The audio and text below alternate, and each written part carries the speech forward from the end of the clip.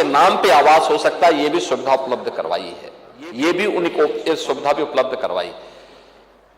ऐसे ही आबादी की लैंड, आप तो जानते हैं गांव में ज्यादातर लोग ऐसे होते हैं जिनके पास अपनी भूमि नहीं होती है। ग्राम पंचायत आबादी की लैंड में उसको आवंटित करती है, पट्टा देती है, वो उसी पे अपना मकान बनाता है, लेकिन उसका मालिकाना अधिकार उसके पास नहीं होता है, कागज नहीं होता था। पहली बार प्रधानमंत्री ग्रामीण अभिलेख के माध्यम से, प्रधानमंत्री घरौनी योजना के माध्यम से उन गरीबों को जहां पे उसका मकान है उसका मालिकाना अधिकार भी मिलेगा और वह महिला के नाम पर होगा। ये पहली बार हुआ है। ये काम कांग्रेस भी कर सकती थी, समाजवादी पार्टी भी कर सकती थी, प्रदेश में अन्य दलों की सरकारें भी कर सकती थी, नहीं किए। और मैं कह सकता हूं कि आज डबल इंजन की एनडीए की सरकार ने किया है और भारत के अंदर 3 करोड़ परिवारों को यह अधिकार मिला है और उनमें से 1 करोड़ से ज्यादा लोगों को केवल उत्तर प्रदेश के अंदर अधिकार प्राप्त हुआ है। यह भी महिलाओं के नाम पर ये सभी अधिकार पत्र जारी हुए हैं। प्रदेश के अंदर नारी गरिमा के लिए उठाए जाने वाले अन्य महत्वपूर्ण कदमों में मुझे याद है 2017 में जब सरकार आई थी, हमने मुख्यमंत्री सामूहिक विवाह योजना लागू की थी।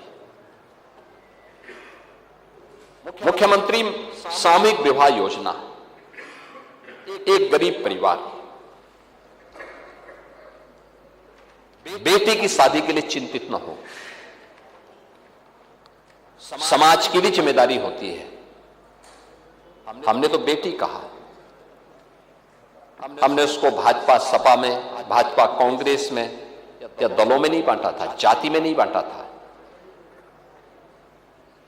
हमने कहा बेटी की शादी के लिए, वो बेटी कोई भी हो, प्रदेश की बेटी होगी, कन्यादान मां बाप के साथ साथ सरकार के प्रतिनिधि भी जाकर के उसमें भागीदार बनेंगे, जनप्रतिनिधि भागीदार बनेंगे, जिलाधिकारी निमंत्रण पत्र छपवाएगा। ये पहली बार हुआ। ये लोकतंत्र ये है जहां जिले का सबसे बड़ा जो एडमिनिस्ट्रेटिव ऑफिसर्स है उनकी टोली उनका निमंत्रण पत्र छपवाती है और सामूहिक विवाह की योजना का लाभ मिल सके। 6 लाख बेटियों की शादी हुई है, तक 6 लाख, और समाजवादी पार्टी ने विरोध किया था इस स्कीम का। समाजवादी पार्टी ने विरोध किया था, आप तब भी विरोध किए थे। कन्या सुमंगला योजना के माध्यम से जब बेटी के जन्म लेने से लेकर के बेटी स्नातक तक की पढ़ाई कर सके, समाजवादी पार्टी ने इसका भी विरोध किया। हम 25,000 रुपए पैकेज दे रहे हैं, 26 लाख बेटियों को इस योजना का लाभ मिल रहा है।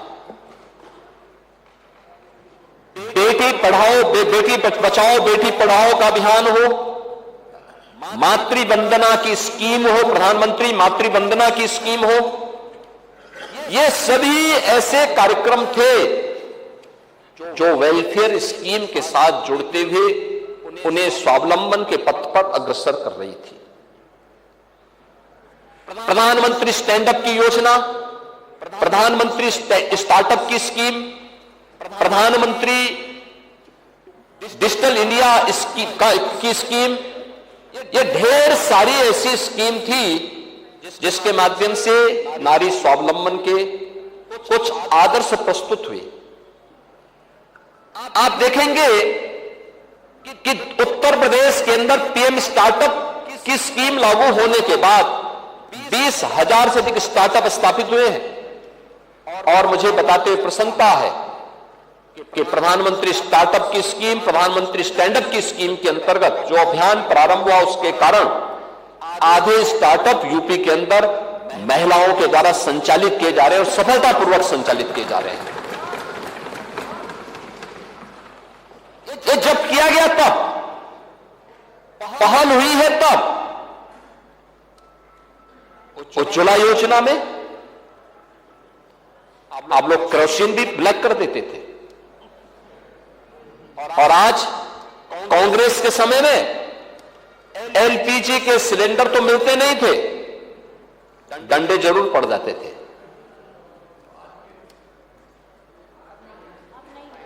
पांडे जी, आप सच्चाई स्वीकार कर, कम से कम इस उम्र में तो सच्चाई स्वीकार कर लेना चाहिए। उम्र का ध्यान रखें। लेकिन कनेक्शन की समस्या थी।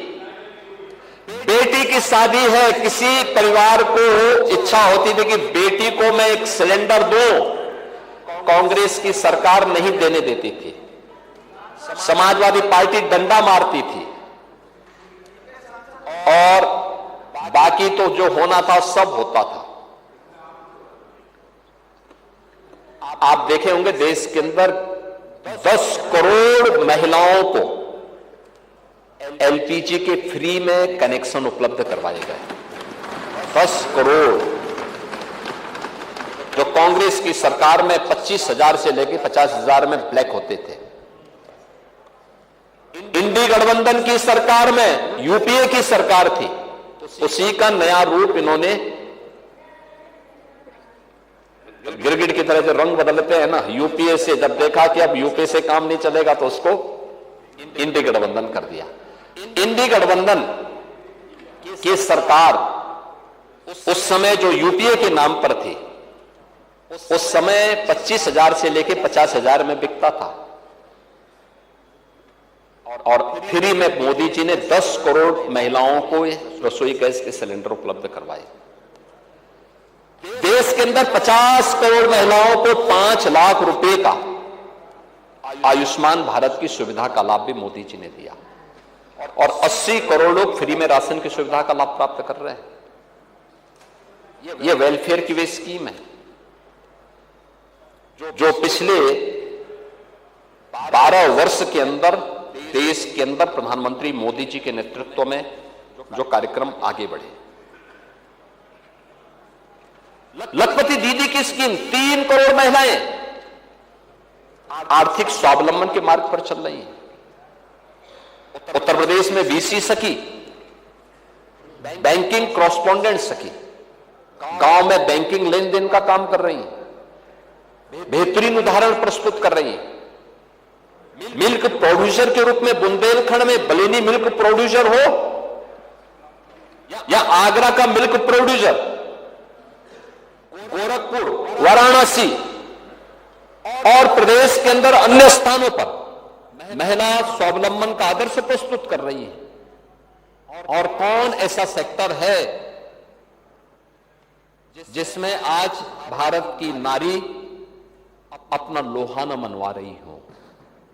हर एक सेक्टर में, पर डिफेंस का हो, हेल्थ का हो, एजुकेशन का हो या फिर किसी भी अन्य सेक्टर में, समाज के हर एक क्षेत्र में जब वह नेतृत्व दे रही है, लेकिन इस नेतृत्व के साथ साथ उसके पास राजनीतिक ताकत भी आए, नीति निर्धारण में भी वह मजबूती के साथ आगे बढ़ सके।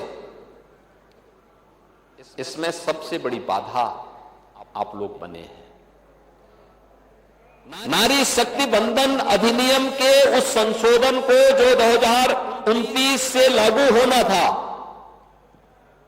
उस संशोधन का आप लोगों ने लोकसभा में विरोध किया और उसी के लिए आज हम सब यहां पर चर्चा करने के लिए आए हैं कि जब महिलाएं हर एक क्षेत्र में अपनी प्रतिभा का, अपने परिश्रम का, अपनी मेहनत का लोहा मना रही हैं, बेहतरीन नेतृत्व दे रही हैं, तो फिर आप लोग क्यों उसमें बाधक बन रहे हैं?